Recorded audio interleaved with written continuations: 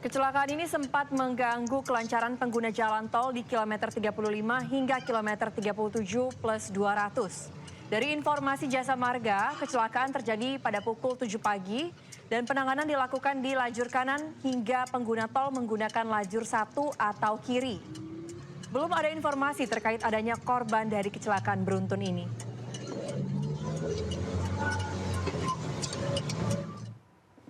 Lagi-lagi, kecelakaan akibat mengantuk kembali terjadi.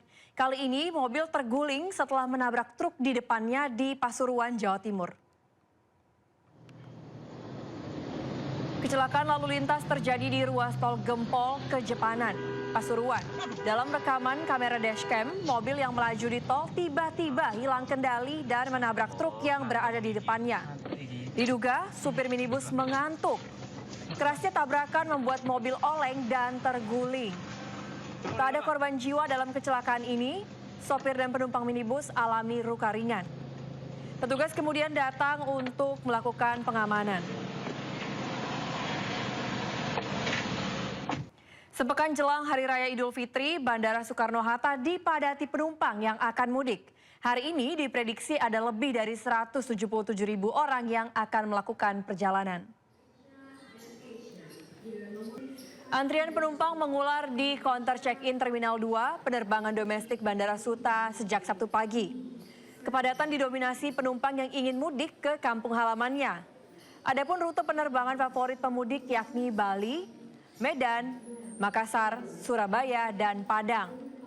Selama periode mudik Lebaran, pengelola Bandara Suta menyiagakan 15.000 petugas gabungan. Pengelola bandara juga memprediksi puncak arus mudik Lebaran akan terjadi pada 18 Maret mendatang. Terminal bus Kalideres, Jakarta Barat terus dipadati para calon pemudik. Demi tiket pulang kampung, calon pemudik rela antri panjang. Tampak ratusan calon pemudik dengan tujuan ke sejumlah kota di wilayah Jawa Tengah dan Jawa Timur hendak membeli tiket keberangkatan. Bahkan sebagian calon pemudik rela menunggu pembelian tiket bus hingga keluar ruang tunggu. Harga tiket yang sudah naik pun tidak menjadi halangan bagi calon pemudik untuk kembali ke kampung halamannya. Hari ini 1.400 calon pemudik sudah berangkat melalui terminal bus Kalideres dengan tujuan Pulau Jawa dan Sumatera. KAI Komuter Area 8 Surabaya melayani lebih dari 1 juta penumpang dengan 1.100 perjalanan selama periode Lebaran 2026. Jumlah ini meningkat dibandingkan dengan Lebaran tahun sebelumnya.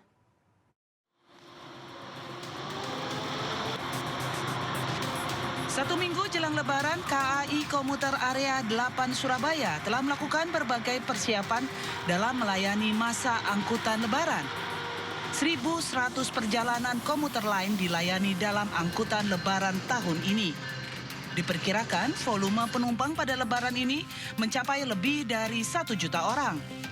Jumlah ini meningkat sebesar 1,15% dibandingkan dengan tahun 2025 lalu. Secara total jumlah perjalanan yang akan dilayani selama masa angkutan Lebaran ini kurang lebih 1.100 perjalanan, di mana kami proyeksikan di masa angkutan Lebaran ini akan ada peningkatan volume penumpang sebesar 1,15% dibandingkan angkutan Lebaran di 2025. Di mana pada masa angkutan Lebaran tahun 2025 kami mengangkut kurang lebih 998.000 penumpang dan ditargetkan pada masa angkutan Lebaran 2026 kami akan mengangkut sedikitnya 1 juta penumpang. Guna memastikan kenyamanan dan keamanan, KAI Komuter menyiagakan lebih dari 500 petugas. Dari Surabaya, Jawa Timur, Yuda Prawira, iNews melaporkan.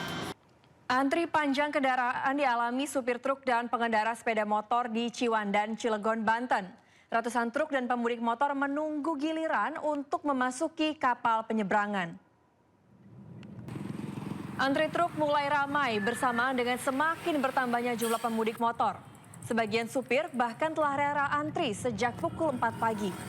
Selain itu, pengendara sepeda motor mulai antri di kantung parkir yang telah disediakan oleh PT Pelindo.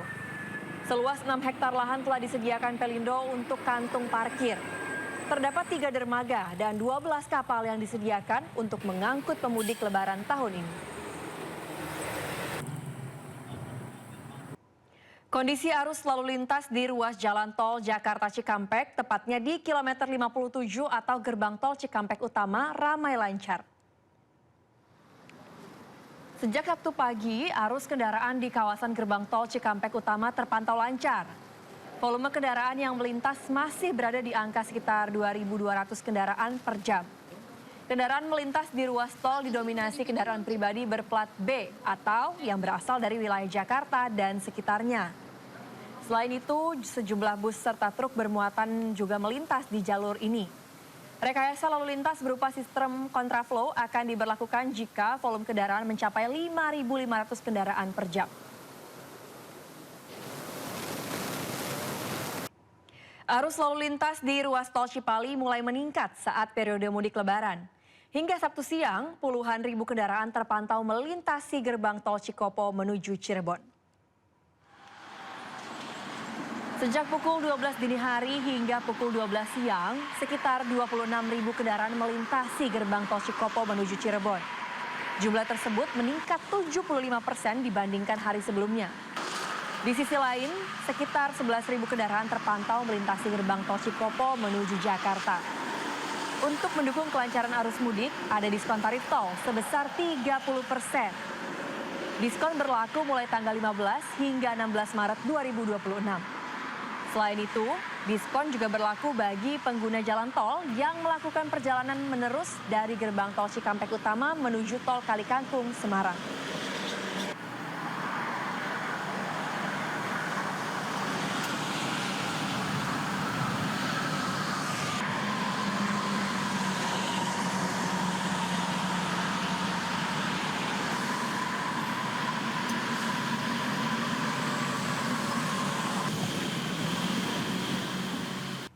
Antrian panjang warnai arus mudik menuju Pelabuhan Gilimanuk, Jembrana, Bali. Ekor antrian menyentuh lebih dari 20 km, membuat pemudik harus antri berjam-jam untuk bisa masuk pelabuhan. Kepadatan kendaraan terjadi mulai Jumat malam. Antrian kendaraan sempat mencapai lebih dari 20 km hingga ke Desa Tukadaya, Kecamatan Melaya. Bahkan, gang-gang menuju Pelabuhan Gilimanuk dipenuhi kendaraan pemudik. Truk besar pun masih tetap beroperasi, meskipun ada SKB 3 Menteri terkait dengan pembatasan kendaraan barang non-logistik. Akibat kemacetan parah ini, pemudik harus mengantri berjam-jam, bahkan sejak pukul 4 waktu Indonesia Tengah.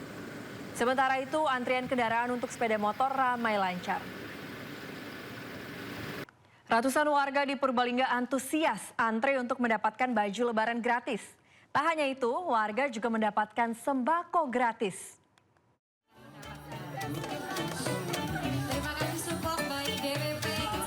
Ratusan warga mengantre di halaman kantor Kementerian Agama Kabupaten Purbalingga, Jawa Tengah. Ratusan warga saling berdesakan untuk mendapatkan baju lebaran sesuai keinginan yang akan dipakai saat Hari Raya Idul Fitri. Tak ada syarat apapun untuk bisa mendapatkan baju lebaran gratis.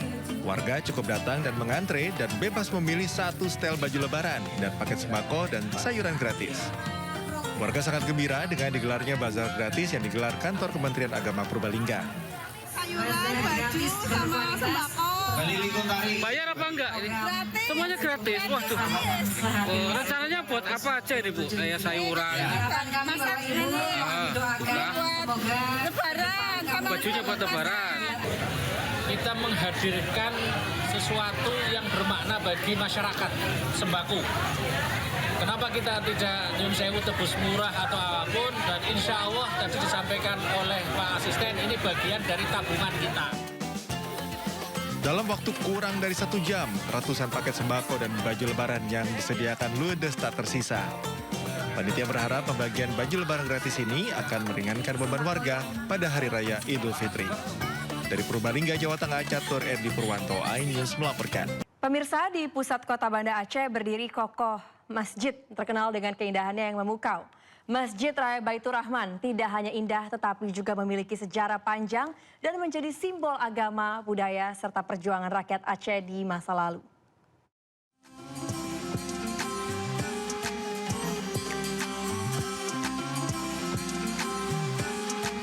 Masjid Raya Baitur Rahman di kota Banda Aceh, Aceh dibangun pada masa pemerintahan Sultan Iskandar Muda pada 1612 Masehi. Masjid kebanggaan masyarakat Aceh ini memiliki sejarah panjang dalam peradaban Islam, hingga pernah menjadi saksi bencana tsunami pada tahun 2004 silam. Berdiri kokoh di pusat ibu kota, Masjid Raya Baitur Rahman tak hanya digunakan sebagai tempat ibadah, namun juga menjadi pusat pendidikan serta perkembangan ilmu agama. Kini, Masjid Raya Baitur Rahman juga menjadi salah satu objek wisata religi terkenal di Tanah Rencong. Saat bulan suci Ramadan, masjid ini kerap dikunjungi warga dari berbagai daerah untuk beribadah. Saya menyempatkan diri untuk berkunjung ke Masjid Raya, melakukan ibadah di sini, kemudian berkeliling melihat keindahan Masjid Raya. Begitu. Pada masa pemerintahan Sultan Iskandar Muda, Masjid Raya Baitur Rahman digunakan sebagai pusat penyiaran agama Islam. Sementara pada masa penjajahan Belanda, masjid ini digunakan sebagai tempat ibadah sekaligus markas pertahanan rakyat Aceh dalam melawan serangan musuh. Dari Banda Aceh, Sukri Syarifuddin, iNews melaporkan. Jelang Hari Raya Idul Fitri tahun 2026, MNC Lido City bersama MNC Peduli dan Pemdes Wates Jaya Bogor, Jawa Barat menggelar program bazar sembako murah. Kegiatan ini bertujuan untuk membantu warga di kawasan ekonomi khusus MNC Lido City, Kabupaten Bogor dalam memenuhi kebutuhan bahan pokok. Suasana Bazar Ramadan di Soekarno Park, kawasan KEK MNC Lido City, dipadati warga desa Wates Jaya dan sekitarnya. Mereka antusias membeli paket sembako yang disediakan dengan harga terjangkau melalui program Bazar Sembako Murah. Kegiatan yang digelar KEK MNC Lido City bersama MNC Peduli dan Pemdes Wates Jaya ini menyediakan berbagai kebutuhan pokok bagi masyarakat. Warga bisa membawa pulang paket sembako berisi beras, minyak goreng, gula, dan mie instan dengan menukarkan kupon seharga Rp5.000. Kegiatan ini sebagai upaya membantu masyarakat sekitar dalam memenuhi kebutuhan di tengah bulan puasa atau bulan Ramadan, bulan suci Ramadan ini. Kemudian untuk menjaga hubungan baik MNC Lido City dengan kawasan sekitar. Tingginya animo masyarakat, 400 sembako yang disediakan MNC Lido City ludes terjual. Alhamdulillah kegiatan tersebut sangat membantu masyarakat Desa Wates Jaya di tengah bulan suci Ramadan ini dan harga bahan pokok yang menanjak. Dengan kita mengadakan bazar ini sangat membantu sekali buat kehidupan masyarakat Desa Wates Jaya.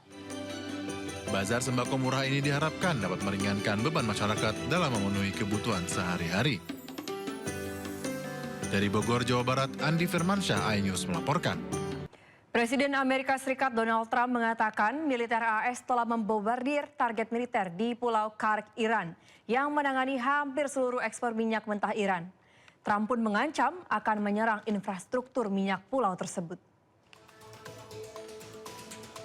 Trump mengklaim Komando Pusat Amerika Serikat telah melakukan salah satu serangan bom paling dahsyat dalam sejarah Timur Tengah dan menghancurkan target militer di Pulau Karg, Iran. Trump mengatakan saat ini AS memilih tidak menghancurkan fasilitas minyak di pulau tersebut. Namun Trump memberikan ancaman ke Iran jika mengganggu jalur pelayaran kapal di Selat Hormuz. AS pun akan mengawal kapal tanker melewati Hormuz dalam waktu dekat. Diketahui Pulau Karg terletak sekitar 30 km dari daratan Iran. Pulau ini menangani sekitar 90% ekspor minyak mentah Iran. Israel meluncurkan serangan saat warga berkumpul merayakan Hari Quds Internasional di Teheran, Iran. Serangan itu terekam saat media televisi Iran sedang siaran langsung di lokasi.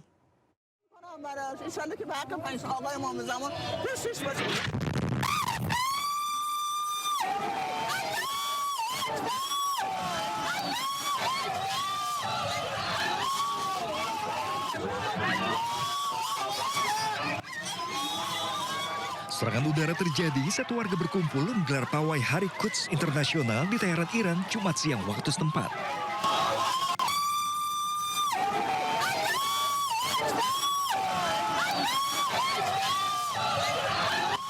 Momen ini terekam saat media televisi setempat sedang melakukan wawancara terhadap salah satu warga. Tiba-tiba terdengar dentuman keras disertai asap tebal yang mengejutkan.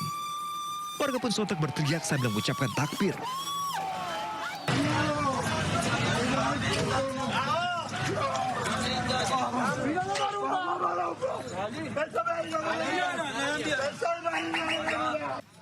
Sejumlah orang pun terluka akibat serangan selama pawai Quds.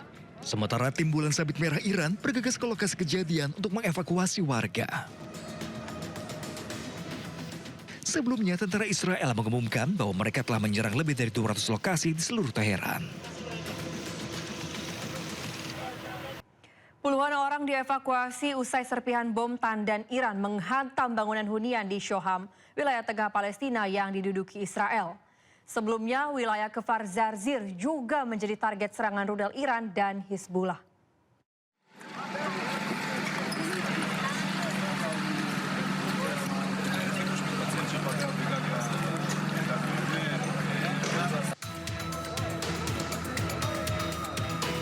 Serpihan bom tandan Iran jatuh menimpa sebuah bangunan hunian 3 lantai di Shoham, Israel Tengah pada Jumat waktu setempat. Puluhan orang dievakuasi akibat insiden tersebut.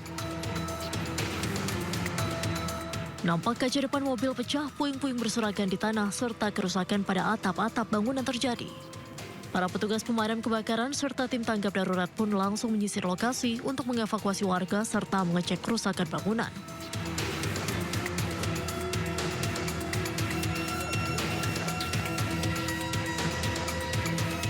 Sebelumnya, rentetan rudal Iran dan kelompok Hizbullah Lebanon juga menghantam permukiman warga di kota Kfar Zarzir, Israel Utara pada Jumat dini hari. Sedikitnya 33 orang terluka dalam serangan tersebut. Para petugas tanggap darurat pun langsung berupaya mengevakuasi para korban luka dan dilarikan ke rumah sakit. Usai mengevakuasi para korban luka, para petugas menyisir lokasi kejadian di mana satu rumah hancur total dan rumah serta mobil sekitarnya mengalami kerusakan parah. Sebelumnya, Israel Tengah menjadi wilayah terkena dampak rudal yang dikirim Iran pada Jumat waktu setempat. Sebuah ledakan besar mengguncang pemukiman dan membuat sejumlah bangunan rusak.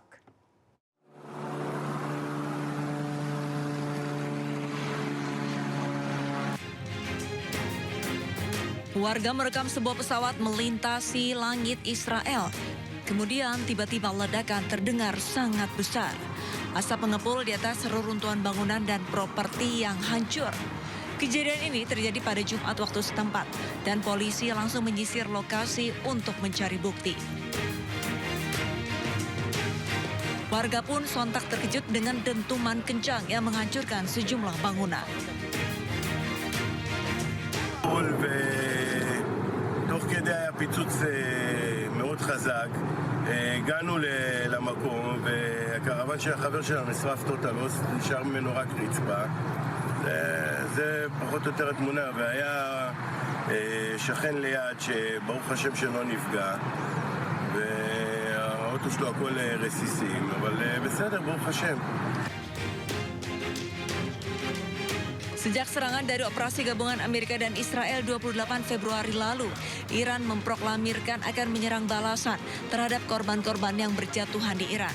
Iran pun sudah beberapa kali menyerang Israel dan menghancurkan bangunan di Tel Aviv dan sekitarnya.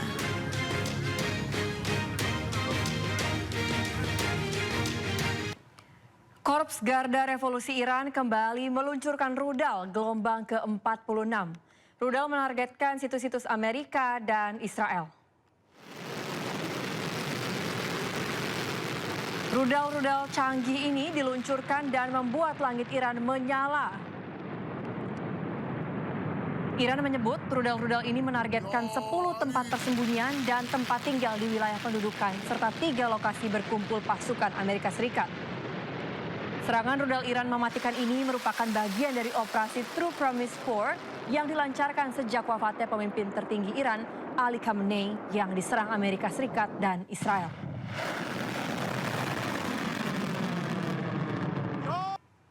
Tentara Iran telah melancarkan serangkaian serangan ratusan rudal yang menargetkan sejumlah fasilitas militer dan keamanan strategis milik Israel. Salah satu sasaran utama yakni markas besar Shin Bet, lembaga keamanan internal Israel. Militer Iran menyatakan beberapa drone yang telah diarahkan ke berbagai titik penting. Salah satunya markas besar Shin Bet yang dikenal sebagai pusat operasional utama bagi aparat keamanan domestik Israel yang bertugas mengkoordinasikan berbagai kegiatan intelijen dan keamanan internal.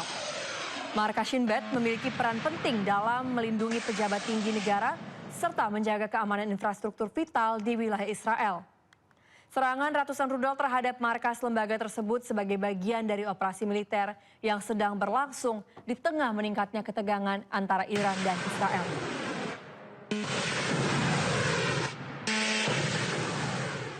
Pemimpin tertinggi Iran, Mojtaba Khamenei, memerintahkan pasukannya untuk tetap menutup Selat Hormuz.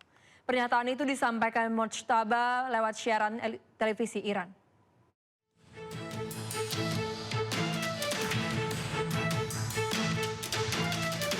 Iran akan tetap memblokir Selat Hormuz yang merupakan jalur pelayaran minyak tersibuk dunia.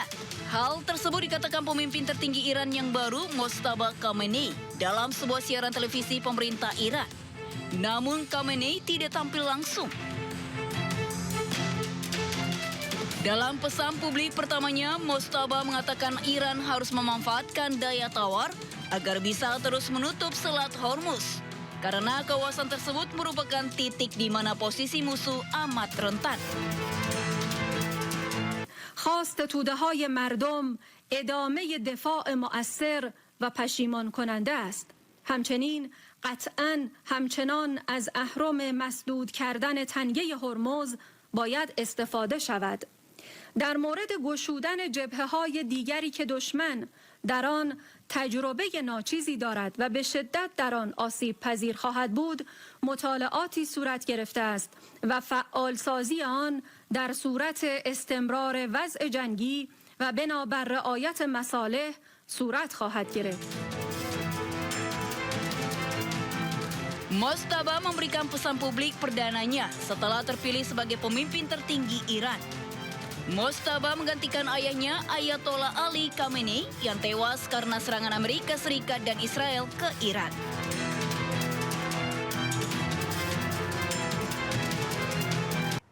Sementara itu, Kementerian Luar Negeri menyebut evakuasi WNI di Iran berlanjut dalam gelombang kedua.